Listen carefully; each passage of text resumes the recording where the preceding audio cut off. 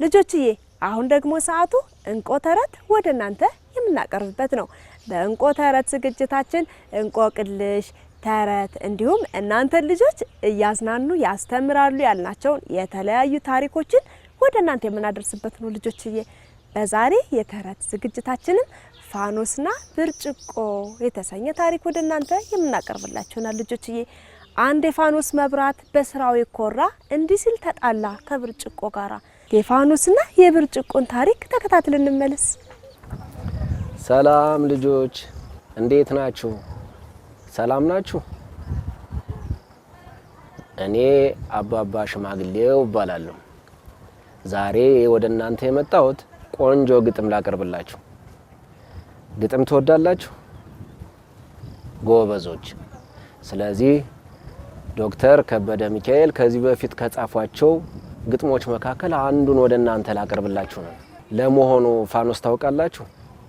ፋኖስ ማለት ድሮ እናቶቻችን አባቶቻችን የኤሌክትሪክ መብራት ባልነበረበት ሰዓት እንደ መብራት የሚጠቀሙበት በነዳጅ የሚሰራ የመብራት አይነት ነው። የግጥሙ ርዕስ ፋኖስና ብርጭቆ ይሰኛል። አንድ የፋኖስ መብራት በግብሩ የኮራ እንዲህ ሲል ተጣላ ከብርጭቆ ጋራ። እኔ ነኝ መብራቱ ብርሃኔ የምሰጥ ጨለማን አጥፍቼ የምገላልጥ። አንተ ግን ከፊቴ እንዲህ ተደንቅረህ ዙሪያን ከበኸኝ እንዲያው ተገትረህ። አልገባኝም ከቶ የምትሰራው ስራ ብርሃኔ ሩቅ ደርሶ ጎልቶ እንዳያበራ ተሰራጭቶ በጣም እንዳይዘረጋ አንተን ፈጠረብኝ መንገድ የምትዘጋ። እንቅፋት እየሆንክ ስራዬን አታጥፋ ገለልበል ከፊቴ ብርሃኔ ይስፋፋ። አገልግሎቴማ ከሆነብኝ ክፋት እውነትማ ላንተ ከሆንኩኝ እንቅፋት ልሂድልህ በቃ ቦታ ልልቀቅልህ እንደ ልብህ አብራ እንደ ፍላጎትህ።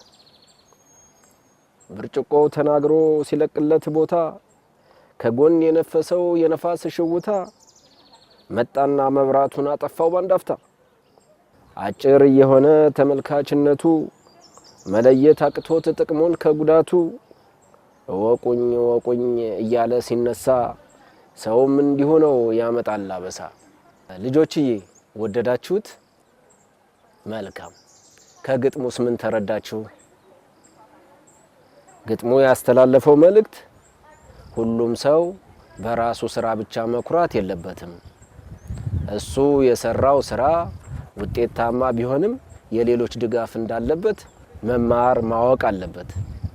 አንዳችን ያላንዳችን ተነጣጥለን መኖር እንደማይገባን እንደማንችል እርስ በርስ መደጋገፍ እንደሚገባን ትልቅ መልእክት የያዘ ግጥም ነው። እናንተ ደግሞ ከዚህ በላይ የገባችሁን ለወላጆቻችሁ ለታላላቆቻችሁ መንገር ትችላላችሁ።